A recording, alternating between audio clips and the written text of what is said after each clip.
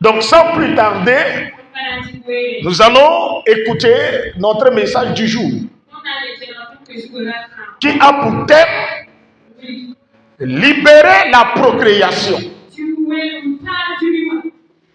Libérer la procréation. Alléluia. Apocalypse 12, verset 16 à 17. Apocalypse 12, verset 16 à 17. Oui, que nous dit la Bible en ce lieu? C'est pour vous, cieux, et vous qui habitez dans les cieux. Apocalypse 12. Allez-y. Le verset 12. C'est pourquoi réjouissez-vous, cieux, et vous qui habitez dans les cieux. Malheur à la terre et à la mer, car le diable est descendu vers vous, animé d'une grande colère, sachant qu'il a peu de temps. Quand le dragon vit qu'il avait été précipité sur la terre, il poursuivit la femme qui avait enfanté l'enfant mâle. Et les deux ailes du grand aigle furent données à la femme, afin qu'elle s'envolât au désert vers son lieu, où elle est nourrie un temps, des temps et la moitié d'un temps, loin de la face du serpent. Amen. Asseyez-vous. Apocalypse 12, verset 17, en train de dire quelque chose.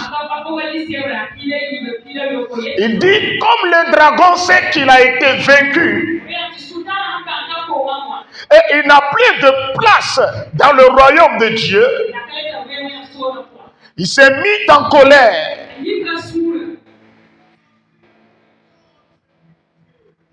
Le diable, le dragon, s'est mis en colère et il a fait quoi?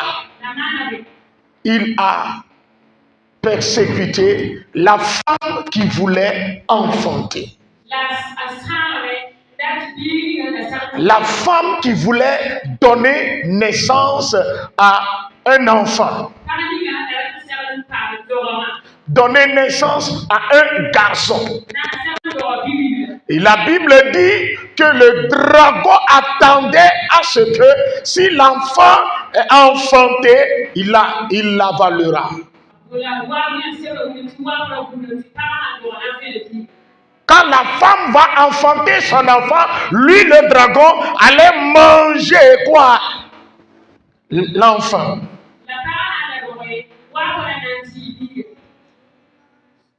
Donc déjà, l'enfant est poursuivi dès sa naissance. Sa vie est menacée dès sa naissance.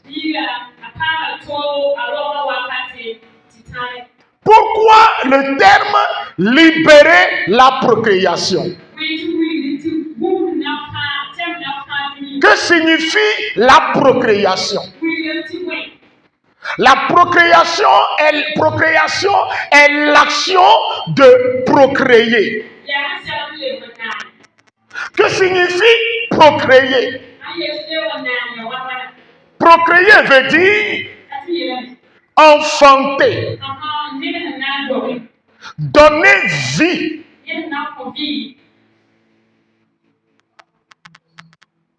engendrer, produire, procréer.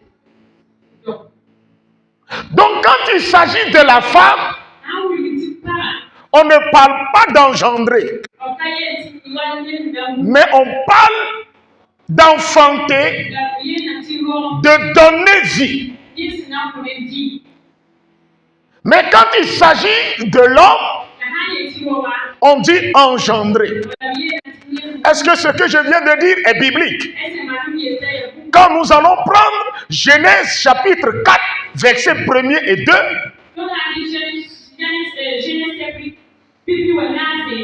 nous allons voir en ce lieu que la Bible nous dit que Adam a connu sa femme Ève et Ève a enfanté Caïn et après elle a encore enfanté Abel.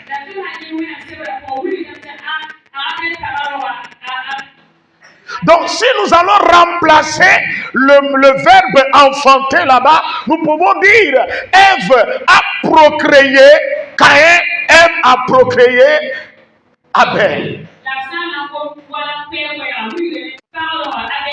Nous pouvons également dire que Ève a donné vie à Caïn et Abel, ou bien elle a donné naissance à Abel et Caïn.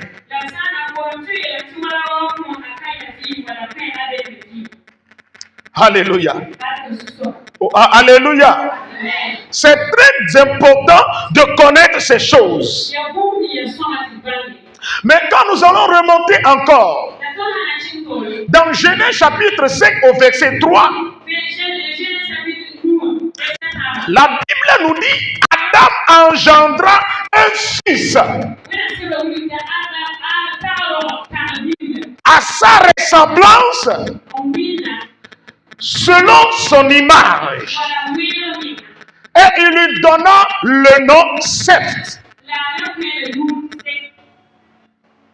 Adam a engendré. On ne peut pas dire il a donné vie, non, non, non. Mais il a engendré. Alléluia. Donc quand vous voyez ces choses, cela nous amène à dire que la procréation fait partie du plan de Dieu pour perdurer la race humaine. Alléluia. Pour pérenniser la lignée d'Adam sur la terre. Genèse 1, verset 28 nous dit que au moment de la création, au lendemain de la création, Dieu se tourne vers l'homme et la femme et les a bénis et il dit, soyez féconds.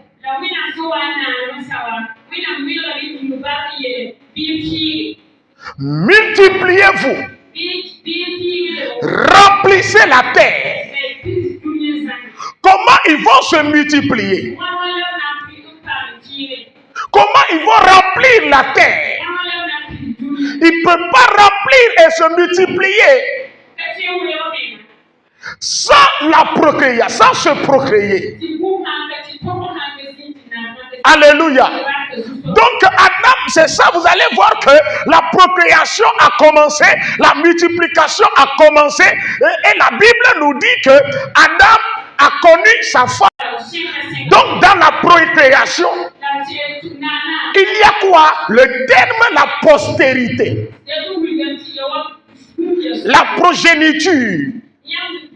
Quand on parle de la postérité, c'est-à-dire ta descendance, tes enfants. Alléluia. Les enfants qui sortiront d'une personne. Donc si nous avons dit libérer la procréation, cela sous-entend que la procréation est menacée. Amen. La procréation est attaquée.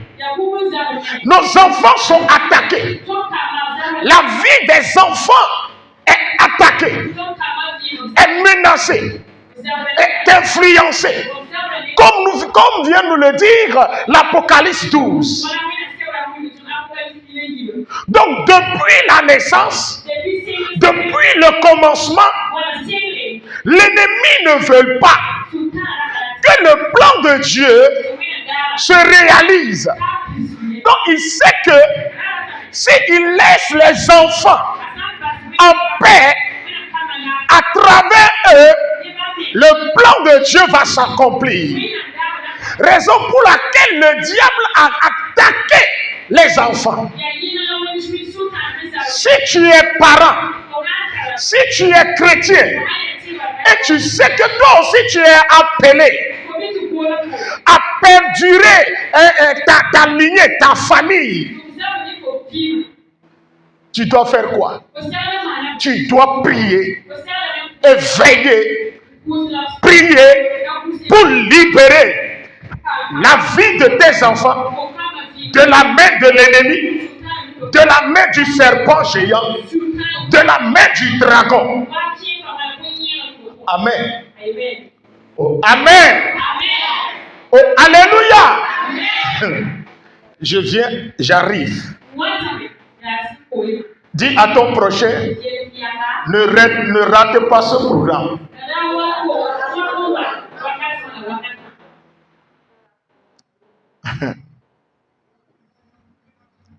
Alléluia. Alléluia. Vous allez voir, lorsque Dieu a tourné un regard favorable à Abel, pour que le plan de Dieu ne s'achève pas, Satan a inspiré Caïn et il a tué son frère. Vous voyez, non? Donc la vie d'Abel a été écoutée. Donc le plan de Dieu dans la vie d'Abel ne peut plus s'accomplir parce que sa vie a été écoutée. Donc quand on parle de la libération, de libérer la procréation, ce n'est pas le fait de venir sans rien faire, mais c'est venir dans la présence du Seigneur avec sa famille et implorer la clémence divine sur sa famille.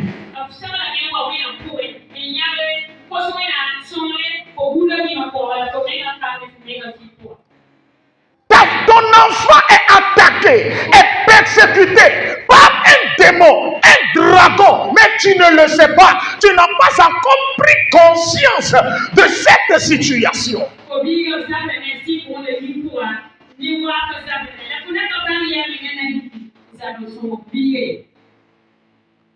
Vous allez voir que dans la Bible, toutes les femmes qui sont porteuses de grandes destinées, les femmes qui ont engendré des enfants qui sont des instruments de Dieu étaient stériles. Vous avez compris ce que j'ai bien de dire? Les femmes qui ont engendré des enfants qui sont des instruments entre les mains de Dieu, ces femmes-là étaient stériles. Le diable a empêché à ce que ces femmes-là conçoivent.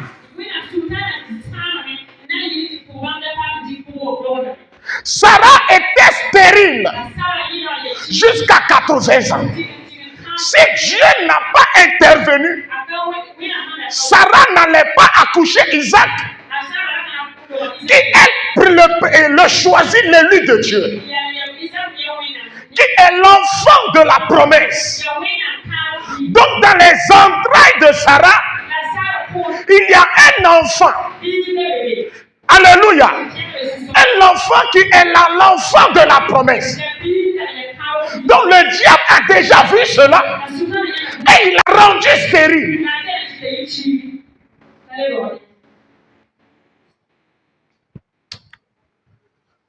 Après ce programme, toi qui es dans la recherche de la grossesse, Dieu te donnera la grossesse.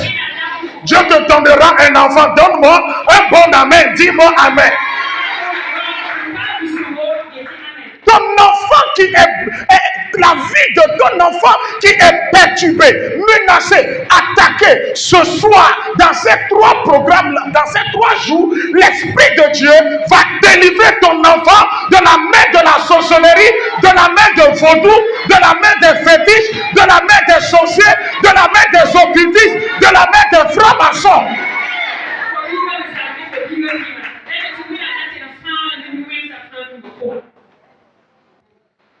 Sarah était stérile. Suivez-moi bien. La prière d'Abraham a sauvé son foyer. Et lorsque le moment est venu pour que Sarah tombe enceinte, le diable a encore utilisé la ruse. Le diable a fait quoi? Le diable a envoyé Ismaël pour faire croire à Abraham que Ismaël est l'enfant choisi de Dieu. Pour pouvoir empêcher Isaac de venir. Et Dieu s'est levé. Et il dit à Abraham, chasse Ismaël et sa mère de ta maison. Sinon, l'enfant de la promesse ne viendra pas. Le diable va tout faire pour maintenir en retard notre postérité. Des enfants que tu as accouchés, des enfants que tu as mis au monde, le diable va tout faire. C'est pas parce que tu as reçu Jésus, c'est pas parce que tu parles en langue, c'est pas parce que tu vas à l'église et que tes enfants ne seront pas attaqués. Par la prière d'Abraham, Isaac est venu. Maintenant, il est temps à ce que Isaac aussi gagne une femme et engendre des enfants, engendre des fils. Oh, alléluia. La Bible dit, lorsque Dieu a envoyé, Dieu a parlé à Abraham, cherche un enfant pour l'enfant de la promesse. Ils sont partis tomber sur Rebecca. Rebecca est stérile. Comment l'enfant de la promesse, Isaac, peut engendrer des enfants? C'est impossible. Le père, l'enfant a les mêmes problèmes que le père. Pourquoi?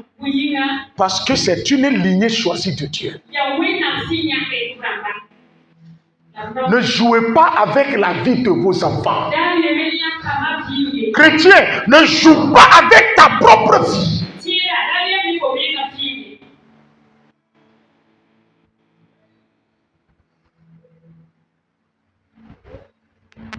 Par la prière, la Bible dit, Rebecca ne cessait de déranger Dieu. Jusqu'à ce que Dieu lui a donné un enfant. Et Dieu lui a donné des jumeaux. Elle est tombée enceinte. Et elle est partie consulter Dieu. Dieu dit, dans ton ventre, il y a deux nations. J'ai choisi une. Et j'ai rejeté l'une, je hais l'autre.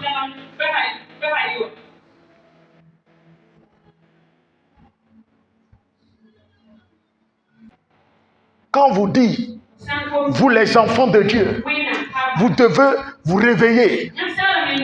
Tu prépares fête. Hein? Tu ne sais pas que la vie de tes enfants est menacée.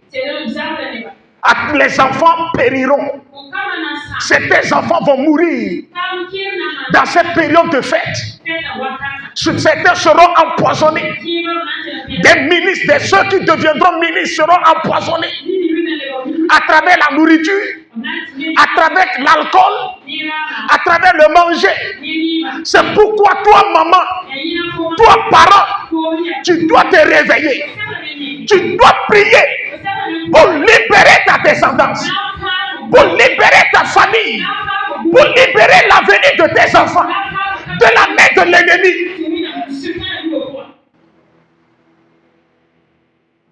La question est de savoir pourquoi le diable attaque tant la procréation, la vie des enfants. Pourquoi? Parce que dans le jardin, le jour de la chute adamique, Dieu l'a informé. Dieu a informé Satan que la postérité de la femme t'écrasera la tête. Ce qui signifie que la postérité de la femme va détruire Satan. Un enfant naîtra de la femme et qui sera appelé à détruire, à dépouiller Satan de tout son pouvoir. Donc Satan, depuis qu'il a été informé, il a déclaré la guerre tous les enfants le jour de la naissance, ou bien empêche même à ce que les enfants soient conçus dans le ventre de leur mère.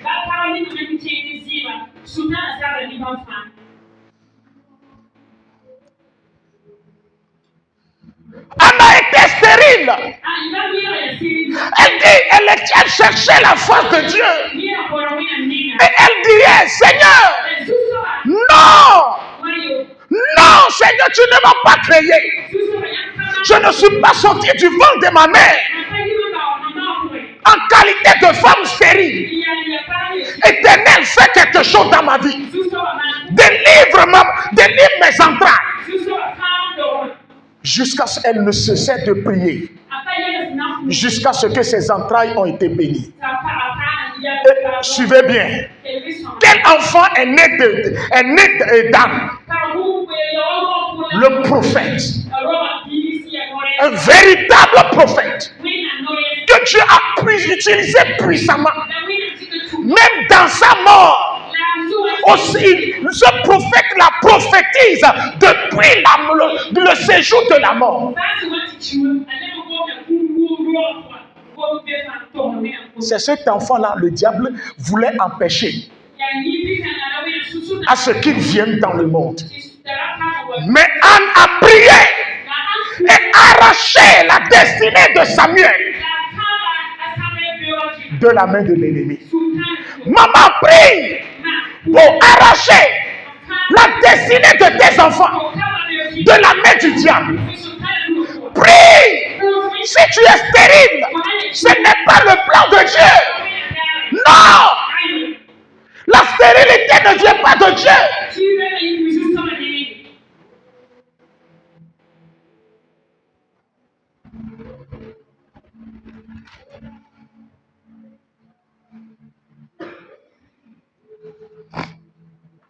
Si tu es ici, l'enfant que tu as mis au monde se lève contre toi, t'insulte publiquement, ne te respecte pas. Il faut savoir, il y a un problème. Ton propre enfant te frappe à la maison. Le diable le pose qu'il s'attire de la malédiction.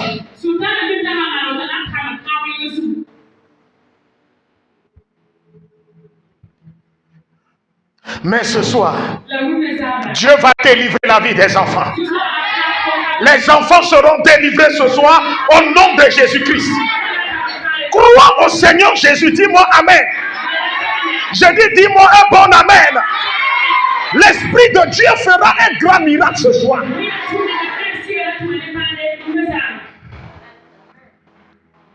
Ton enfant, ton frère là, ta soeur là, qui est malade dans la cour,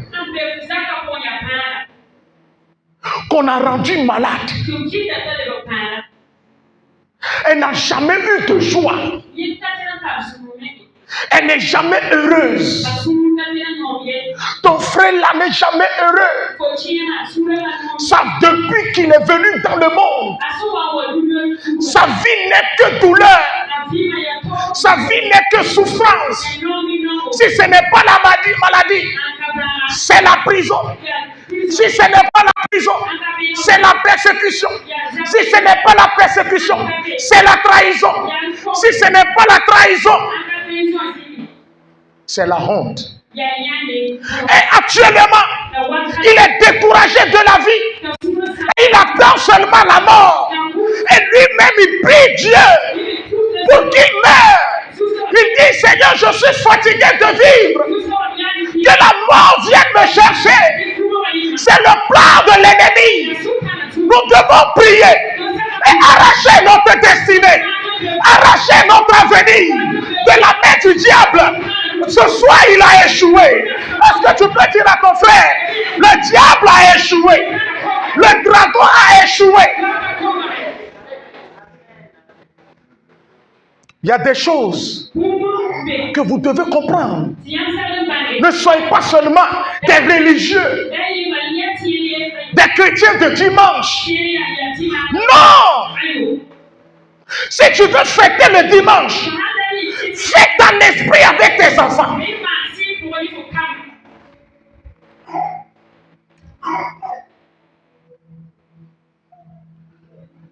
Nous venons de lire Apocalypse.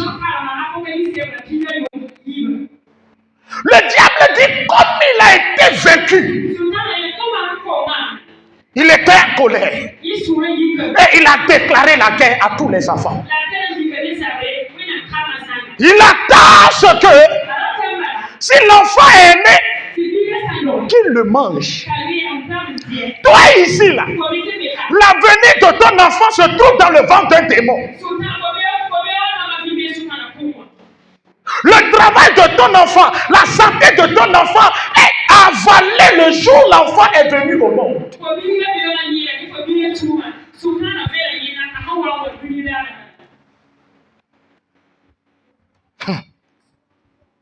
Et tu es ici.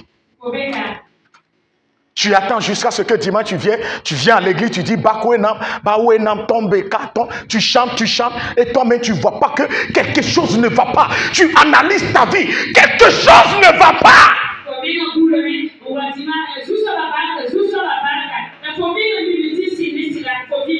Et tu n'es pour être le dernier de la famille. Et tu n'es pour demander avant de manger. Hein? Analyse tes conditions de vie. Pose-toi la question. C'est dans ces conditions. Est-ce que c'est le plan de Dieu pour que tu sois dans les douleurs comme ça, de janvier jusqu'à ce décembre-là? Toi, tu n'as même pas trouvé la paix.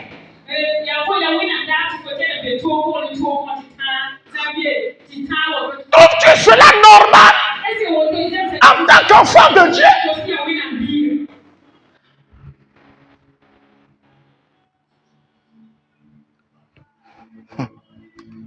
Soldat de Christ. Dans le livre de Genèse, d'Exode, la Bible dit, Pharaon a vu que Exode 1er, que le peuple de Dieu se multipliait et devient de plus en plus fort.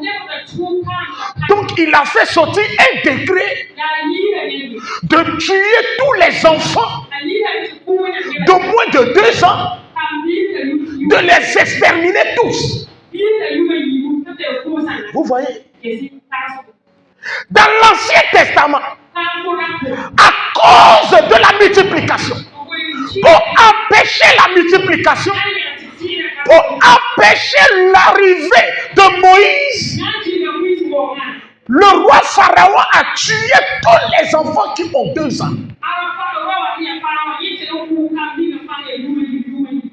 Dans le Nouveau Testament, le roi Hérode, comme il a su qu'il a été trompé, le même scénario, le même événement s'est déroulé.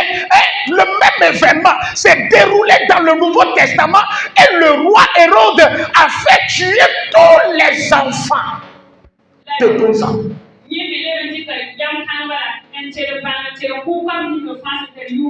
Les enfants qui ont 2 ans et au-dessous. C'était le sang à cause du Messie. Suivez-moi bien. Le diable peut décimer toute une famille, une génération à cause d'une seule personne qui est porteuse de la gloire du salut de cette famille.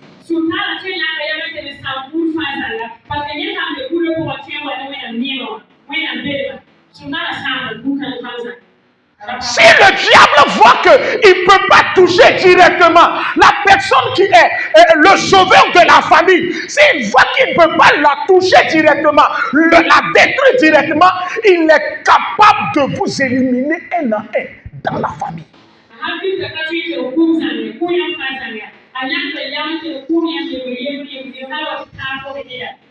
Et toi, parent, tu joues avec la vie de tes enfants.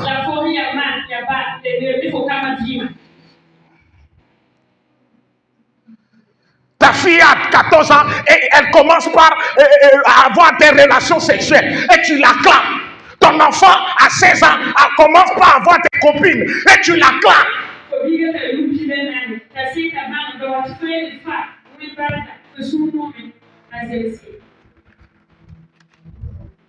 Enfant, ouvre tes yeux ce soir. Le diable veut détruire ta destinée. Le diable veut détruire ta destinée.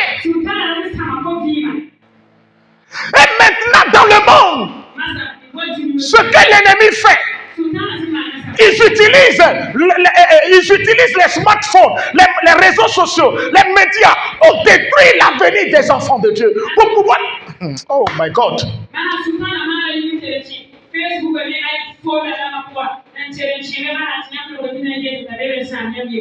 Les parents éduquent leurs enfants à la maison. Mais l'enfant lui-même reçoit une autre éducation à travers les réseaux sociaux. Et elle trouve que l'enfant la voit que sa maman est archaïque et son éducation là est démodée, sa pensée là est démodée. Elle fait partie des vieux temps.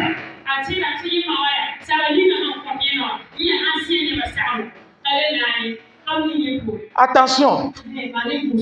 J'ai dit attention. Au moment où tes parents dorment,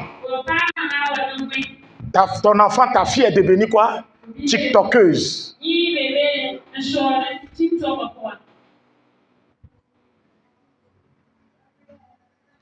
Vous trouvez tout ça normal?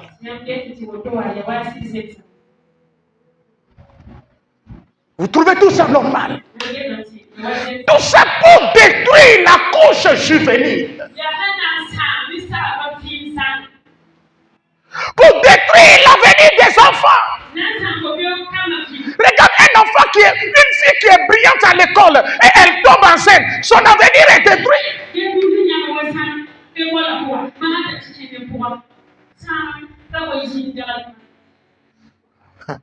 Le diable a tout fait pour empêcher la naissance de Moïse, mais il a échoué.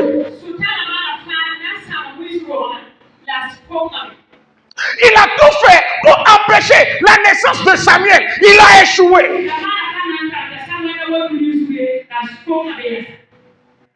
Oh, alléluia. Il a tout fait pour empêcher la naissance de Samson, mais il a échoué.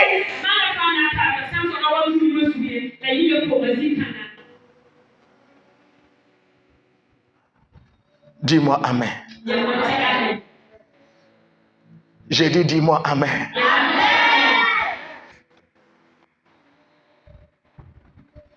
Le diable a tout fait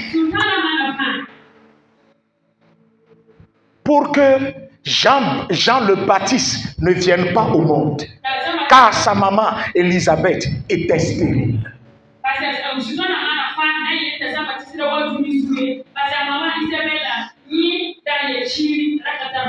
Mais la Bible dit son papa, qui est le sacrificateur, ne cesse de chercher la face du Seigneur. Et un jour, il s'est présenté devant l'autel.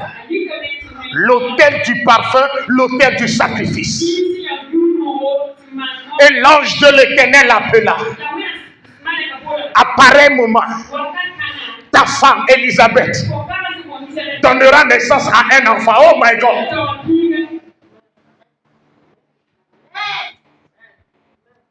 Tout ce que l'ennemi empêche dans ta vie et qui est porteur de quoi? Porteur du message de Dieu. Ce soir, cette chose sera délivrée. La main de l'Éternel va te délivrer. C'est pourquoi il faut tout faire pour prier Dieu et implorer la clémence divine sur ta vie. C'est la parole de Dieu, la promesse de Dieu est attachée à un enfant. Sachez que la vie de cet enfant sera toujours troublée.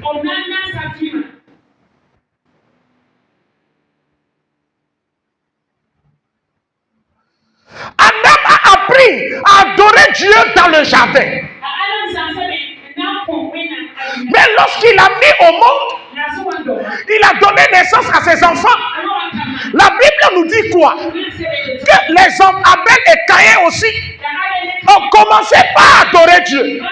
Donc à travers la procréation, la procréation nous aide à transmettre les valeurs socio-spirituelles à nos enfants. À transmettre les valeurs culturelles à nos enfants. Par la procréation.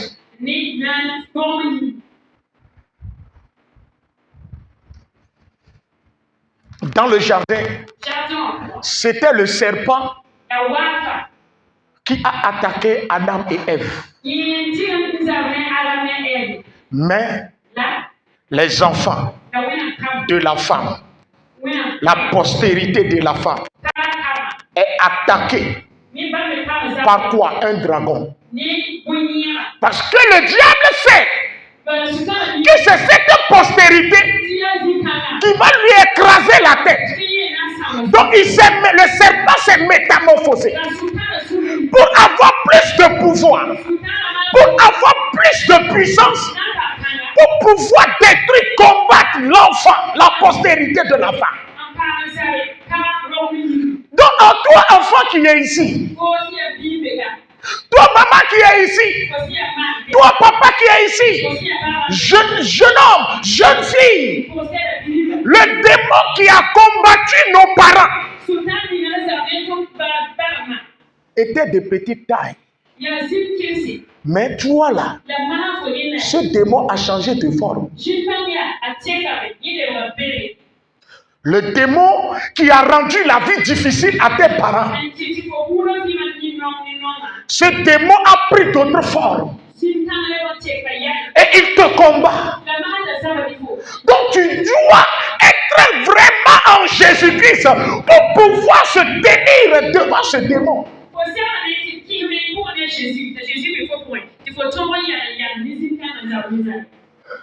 Il y a certains démons dans nos familles qui nous combattent. Ce n'est pas dire que j'ai la foi. Non, il faut une vie sincère, une vie disciplinée. Et arriver à la taille de ce démon pour pouvoir le combattre, pour pouvoir l'anéantir en tant qu'enfant de Dieu. La Bible a parlé des géants spirituels. David a dit, Seigneur mon Dieu, ceux qui sont plus forts que moi. Oui, il y a des démons qui sont plus forts que toi. Donc c'est pourquoi toi aussi tu dois tout faire pour être fort spirituellement, pour être plus proche de Dieu, pour être rempli du Saint-Esprit, pour que ta vie soit enracinée complètement en Christ. Sinon les démons qui sont plus forts que toi, qui ont détruit la vie de tes oncles, qui ont détruit la vie de tes tantes, qui est en train de détruire la vie des membres de la famille et qui est en train d'attaquer toi aussi. Si tu n'es pas fort spirituellement, tu ne peux rien contre lui. Tu peux parler à l'Henri Bobo, il se moque de toi. Tu peux me dire rabababa, il dit ça veut dire quoi? Lui-même il parle bien même la langue spirituelle plus que toi-même.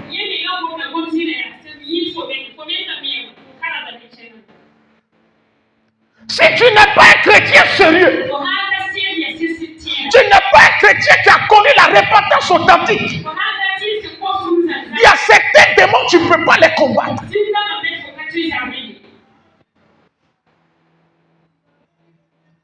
Quel est l'esprit qui te détruit? Hein? Votre vie est influencée. Il y a un dragon qui nous attaque. Il y a un démon qui nous attaque. Donc tu dois te réveiller. Il y a des comportements que tu affiches. Il y a des actes que tu poses. Tu penses que c'est ta nature. Non, ce n'est pas ta nature, pardon. Mais tes actes là sont commandités par les esprits maléfiques.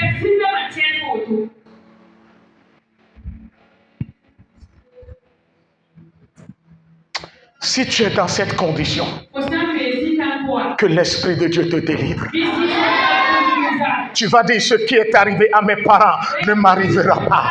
Ce qui est arrivé à mon frère ne m'arrivera pas. Même Seigneur Jésus, si à ma naissance, ma vie a été souillée, Jésus, tu as versé le sang pour moi. Que le sang de Jésus me purifie, me délivre de tout despotisme satanique.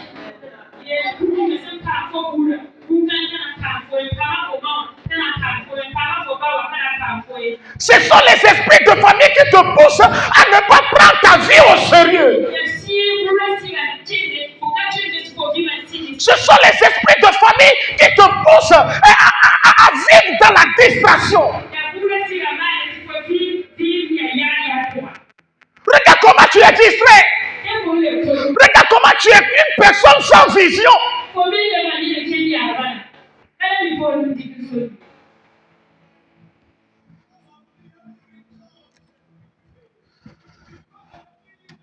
Tes parents t'ont déjà mis au monde. Ils ont déjà fait leur part. Maintenant, la balle là, est dans ton cas.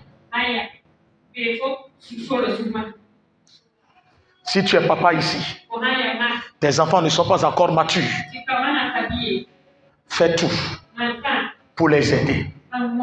Fais tout pour sauver leur avenir dans la prière. Levez-vous, nous allons prier.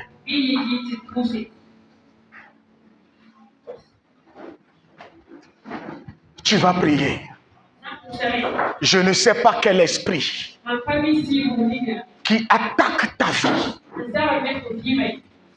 Je ne connais pas ce démon-là. Je ne sais pas comment il s'appelle. Ta vie qui est influencée par un esprit maléfique.